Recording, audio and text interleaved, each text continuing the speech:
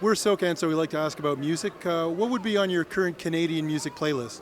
Well, I grew up in a very musical family. I don't have any musical talents, but my parents played jazz and blues constantly through my childhood, and so my brother Dan Hill, I sort of listened to him as he developed his career. I don't have any musical skills, but somebody who's on my playlist recently might surprise you. Early this summer, I spent an hour or two interviewing Bruce Cockburn on stage in Woody Point, Newfoundland, at a literary and musical festival on the west coast of Newfoundland, and I got to thinking about what an incredibly enduring career that guy's had. He's been around for decades. He's now in his 70s. He's still doing it on stage. He's produced I don't know how many albums. So an incredibly prolific writer, really a poet as well as a singer-songwriter. So I've been listening a lot to Bruce Cockburn as I read his autobiography recently and then interviewed him on stage in Newfoundland this summer. So he's been on my playlist as I've sort of refamiliarized myself with his work, not just from the 70s and 80s, but his more recent CDs as well.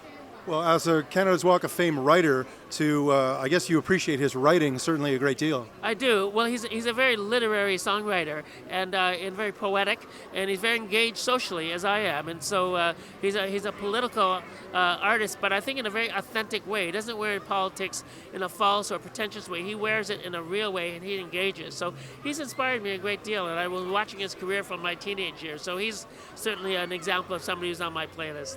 Thank you so much. Thank you very much.